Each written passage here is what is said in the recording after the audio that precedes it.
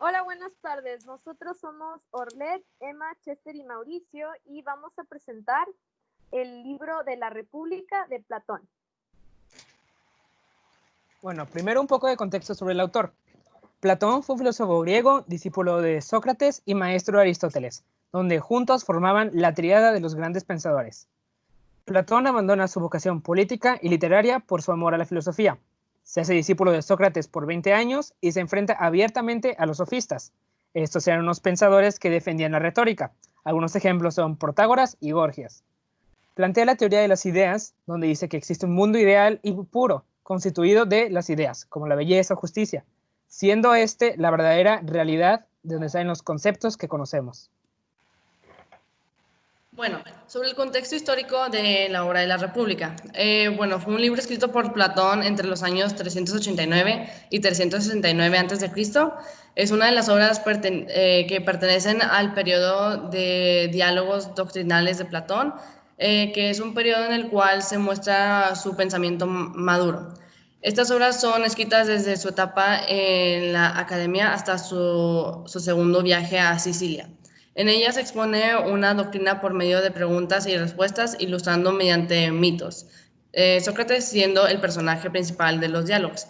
En esta etapa, Platón desarrolla la teoría de las ideas y los temas que mayormente trata en todas estas obras son argumentos de la inmortalidad del alma, teoría de la reminiscencia, dialéctica ascendente y amor, y filosofía política, como es en el libro de la República.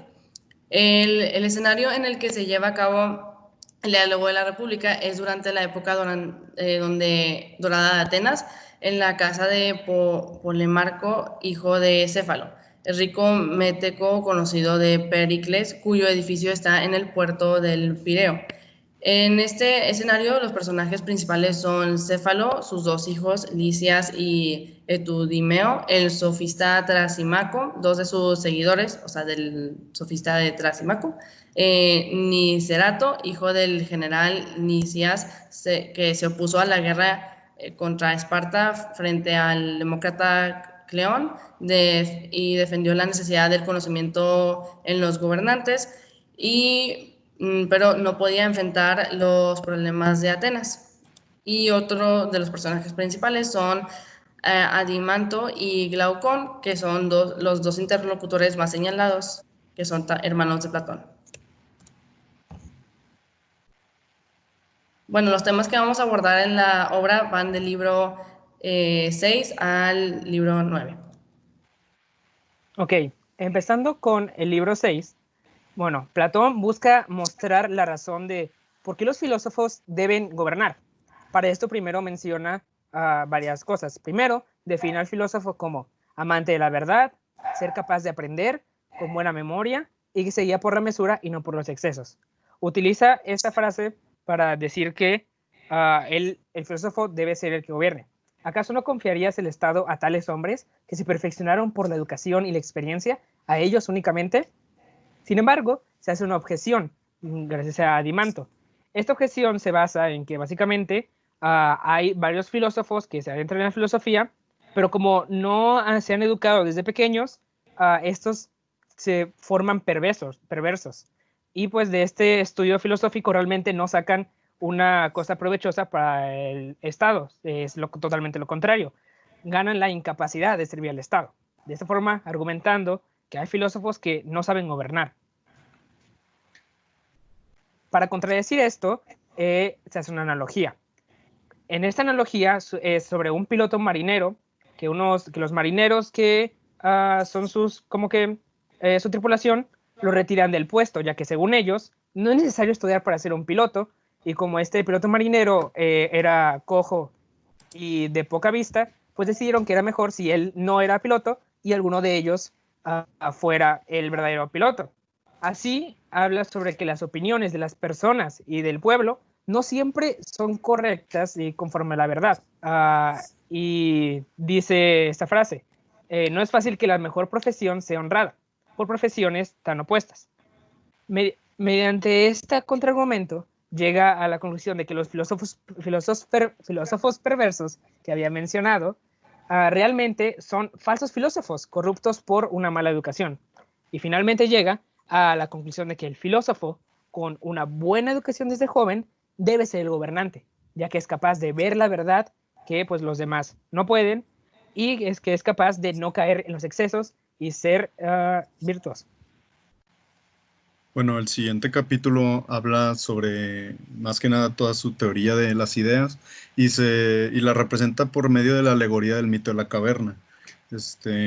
Bueno, el mito de la caverna es un diálogo entre Sócrates y Glaucón, donde Sócrates le pide a Glaucón que se imagine a un grupo de prisioneros que se encuentran encarcelados en una caverna desde que son niños.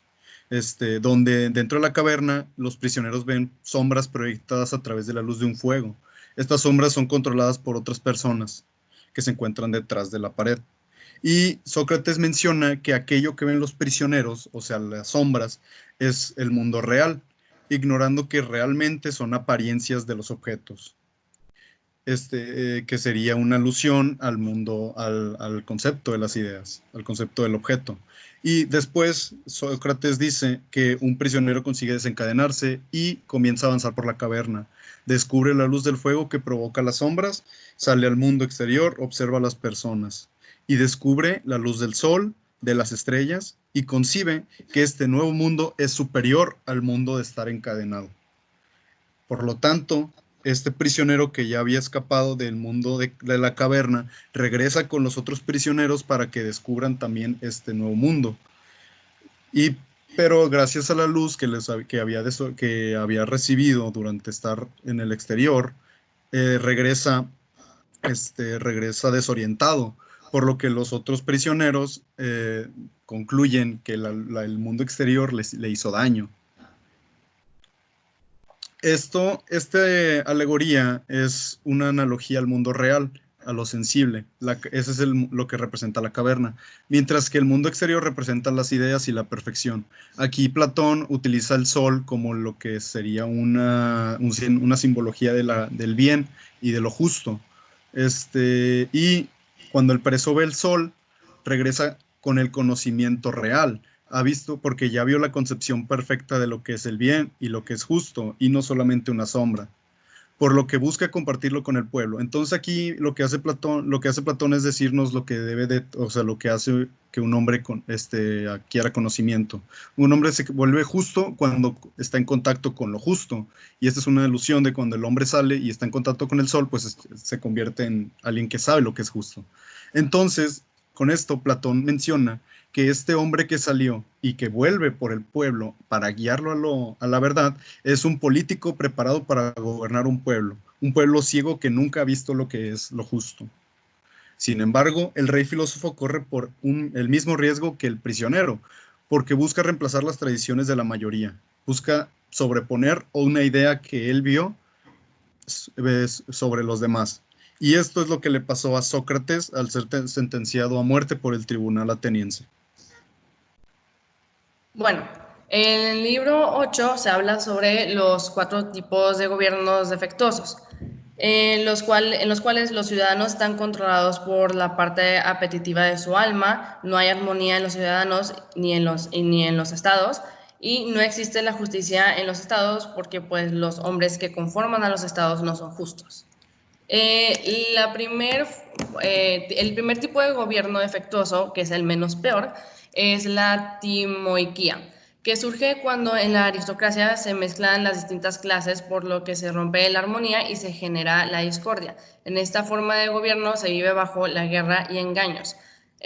A lo que se refiere cuando se mezclan las distintas clases es que, o sea, ya como que no hay un rol específico para cada tipo de persona. Y bueno, también en la timoiquía, los gobernantes solo buscan riquezas y honores. Los ciudadanos únicamente buscan el triunfo, por ende solo quieren aumentar sus riquezas siendo avaros y malgastándolo en sus pasiones. Y educativamente hablando, se le da mayor importancia a la gimnasia que a la música y no se le da tanta importancia a la enseñanza de la filosofía y dialéctica. El segundo tipo de gobierno que es defectuoso, que es peor que la timoiquía, es la oligarquía, la cual surge cuando en la timoiquía, los gobernantes acumulan y gastan mucho dinero, se dejan de obedecer las leyes y los ciudadanos terminan mirando al rico y denigrando al pobre. No existe la unidad, sino que prevalece la dualidad. Y los que gobiernan en la oligarquía son los ricos, porque existe una ley que determina la cantidad de riquezas que los ciudadanos deben de tener para poder participar en el gobierno. De tal manera que pues los ciudadanos le dan mayor valor a las riquezas que a las virtudes. Tienen deseos muy pervertidos, pues cuando pueden actuar de tal manera que les convenga a ellos, sin importar si afectan a otras personas, pues lo hacen. Y aparte, las diferentes clases no fungen, así como tampoco en la timoiquía, tampoco en la oligarquía, porque todos los ciudadanos son labradores, comerciantes y guerreros, y nadie se especializa en nada en específico. El tercer tipo de gobierno es la democracia, que es todavía peor que la oligarquía. La democracia surge cuando en la oligarquía la cantidad de pobres aumenta, estos empiezan a odiar a quienes les quitaron todas sus riquezas y bienes, y tras una lucha por el poder, al ganar los pobres, destierran y matan a los ricos y toman control del gobierno, y pues así es como surge la democracia. En sí, todo hombre de la democracia necesita dinero, esfuerzo y tiempo para poder saciar sus deseos. Perciben sus placeres pertenecientes a una misma naturaleza, por ende no contemplan que hay algunos con orígenes perversos que se deben de reprimir y dominar. O sea, que creen que todos los placeres tienen como el mismo valor, no ven que algunos sean buenos y otros sean malos, sino, todos te brindan un placer, felicidad. Y pues no tienen orden ni en su vida ni en su conducta. Y la distribución de los cargos públicos es al azar entre los pobres. Los ciudadanos tienen libertad de acción y expresión. Estos a su vez son dominados por las pasiones innecesarias, pues no han desarrollado las virtudes y no hay una buena educación. Por tanto, las almas están llenas de insolencia, anarquía y desvergüenza. Y el último tipo de gobierno es la tiranía, la cual es la peor de todas. Esta surge cuando la democracia es destruida por el excesivo deseo de libertad de los ciudadanos, al no concederles la cantidad de libertad deseada los gobernantes a los ciudadanos. Surge un líder para dirigir a los ciudadanos en una lucha por dichas libertades que buscan. Este líder presentándose como protector del pueblo y fomentando guerrillas para que el pueblo crea que necesita un jefe, o sea, que lo necesitan a él. Y pues al final termina oprimiendo a los que se le opongan. El gobernador tirano derrocha todos sus bienes, antepone los placeres y cuando se acaban sus riquezas, le quita a los demás por medio del fraude o la fuerza. El tirano es el hombre más perverso porque su alma está inundada de esclavitud, ya que es guiada su alma colérica y perversa, que es su parte apetitiva, o sea, es lo que lo guía a su actuar, y por lo tanto no se puede ni controlar a sí mismo, por ende, pues tampoco puede controlar a toda un estado. Y en la tiranía, los esclavos se vuelven la guarda del tirano, convirtiéndose en ciudadanos. Y los hombres que son prudentes, pues odian al tirano.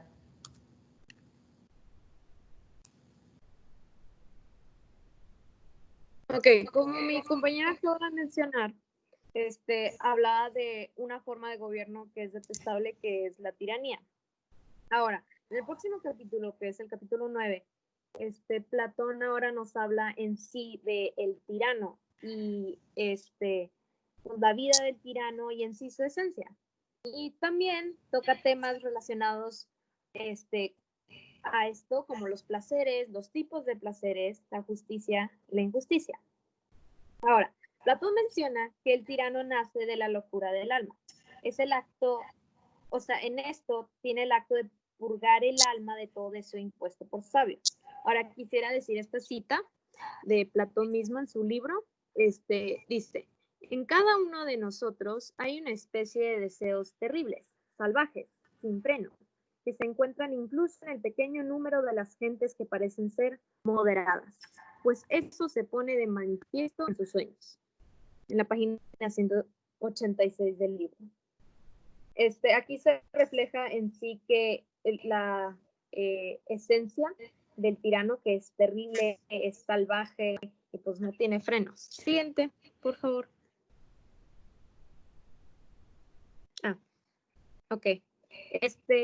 Ahora quisiera mencionar cuáles son las cuestiones que abordan un poquito más específicas.